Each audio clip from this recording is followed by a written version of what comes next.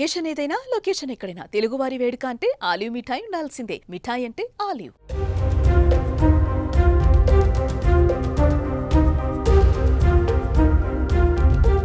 Operation Sindoor పేరుతో పాకిస్తాన్లోని ఉగ్ర స్థావరాలపై భారత సైన్యం విరుచుకుపడింది. ఈ క్రమంలోనే నిర్వహించిన మీడియా సమావేశంలో భారత సైన్యంలో ఉన్నత స్థాయి మహిళా అధికారులు ఇద్దరు మాట్లాడారు. వారిద్దరూ ఎవరనే ఆసక్తి ఇప్పుడు అందరిలోనూ నెలకొంది.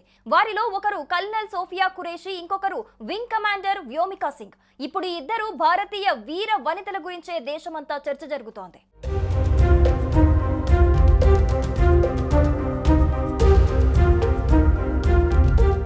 జమ్మూ కాశ్మీర్లోని పహల్గాంలో ఉగ్రవాద దాడికి బదులుగా భారత ఆర్మీ, ఎయిర్ ఫోర్స్, నేవీ బలగాలు సంయుక్తంగా ఆపరేషన్ సింధూర్ చేపట్టాయి. పాకిస్తాన్ పాక్ ఆక్రమిత కాశ్మీర్లోని ఉగ్ర శిబిరాలపై మెరుపు దాడులు జరిపి సుమారు 30 మందిని హతమార్చారు.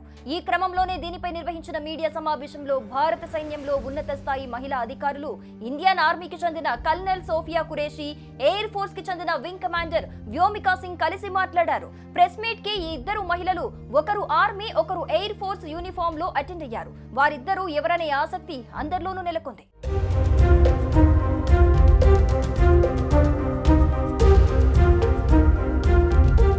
కల్నల్ సోఫియా ఖురేషీది గుజరాత్. ఆమె తాత భారత సైన్యంలో సేవలందించారు. తండ్రి కూడా కొన్ని సంవత్సరాల పాటు సైన్యంలో పనిచేశారు.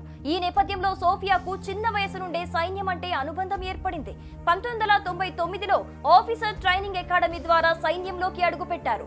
భారతదేశంలోని వివిధ ప్రాంతాలలో, ముఖ్యంగా తీవ్రవాద వ్యతిరేక ప్రాంతాలలో సిగ్నల్ రెజిమెంట్లలో సేవలందించారు. సోఫియా ఖురేషీ సాధారణ అధికారి కాదు. ఆమె భారత సైన్యంలో సిగ్నల్స్ కార్ప్స్ లో కల్నల్ ర్యాంక్ లో ఉన్నారు. 2016 మార్చిలో ఆమె ఎక్సర్సైజ్ ఫోర్స్ 18లో సైన్య బృందాన్ని నడిపిన మొదటి మహిళ అధికారికంగా చరిత్ర సృష్టించారు. ఈ విన్యాసం భారతదేశం ఆతిథ్యం ఇచ్చిన అతిపెద్ద విదేశీ సైనిక విన్యాసంగా పరిగణించబడుతుంది. ఈ కార్యక్రమంలో ఆసియన్ సభ్య దేశాలతో పాటు భారతదేశం, Japan, China, Russia, United states, Korea, New Zealand, Australia వంటి దేశాలు పాల్గొన్నాయి. ఈ విన్యాసంలో 18 బృందాలు పాల్గొన్నాయి. వీటిలో సోఫియా ఖురేషీ ఒక్కరే మహిళ అధికారిక బృందాన్ని నడిపారు.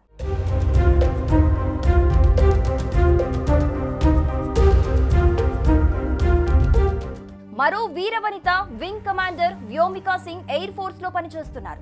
యుద్ధ హెలికాప్టర్లు నడపడంలో ఈమె ఎక్స్పర్ట్. 2500 గంటలకు పైగా యుద్ధ విమానం నడిపిన అనుభవం ఉంది. ఎత్తైన పర్వతాలు, అలాగే సముద్ర తీరాలు లాంటి భిన్న వాతావరణాల్లో కూడా ఆమె సమర్థవంతంగా యుద్ధ హెలికాప్టర్లను నడపగలరు. చాలా రెస్క్యూ మిషన్స్ కు ఆమె నేతృత్వం వహించారు. కాశ్మీర్, అరుణాచల్ ప్రదేశ్ లో అత్యవసర పరిస్థితులు, వరదలు వంటివి వచ్చినప్పుడు ఆమె సహాయక చర్యల్లో పాల్గొన్నారు. 6వ తరగతి నుంచి తనకు పైలట్ అవ్వాలని ఆశ ఉండేదని ఒక సందర్భంలో వ్యోమికా చెప్పారు. అది వయసుతో పాటు పెరుగుతూ వచ్చింది. ఇంజనీరింగ్ చదివేటప్పుడే పైలట్ అవ్వటానికి కావాల్సిన ప్రిపరేషన్ అంతా చేసుకున్నారు. ఇంజనీరింగ్ అయ్యాక సైన్యంలో చేరారు. యుద్ధ హెలికాప్టర్ నడపటం అంటే సామాన్యమైన విషయం కాదు. కొన్ని సార్లు సెకండ్లలో నిర్ణయాలు తీసుకోవాలి. ప్రకృతి నుంచి పొంచి ఉండే ప్రమాదాలను దాటుకుంటూ వెళ్ళాలి. అయినా కూడా తను ఎక్కడా వెరవకుండా సేవలందిస్తున్నారు.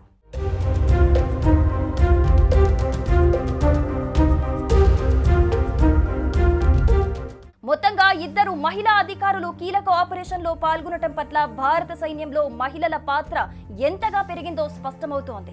ఆడ మగ లాంటి లింగ ప్రాధాన్యతకు కాకుండా సామర్థ్యానికి మాత్రమే ప్రాధాన్యం ఉంటుందని భారత సైన్యం మరోసారి నిరూపించిందని సర్వత్రా ప్రశంసలు వెల్లువెత్తుతున్నాయి.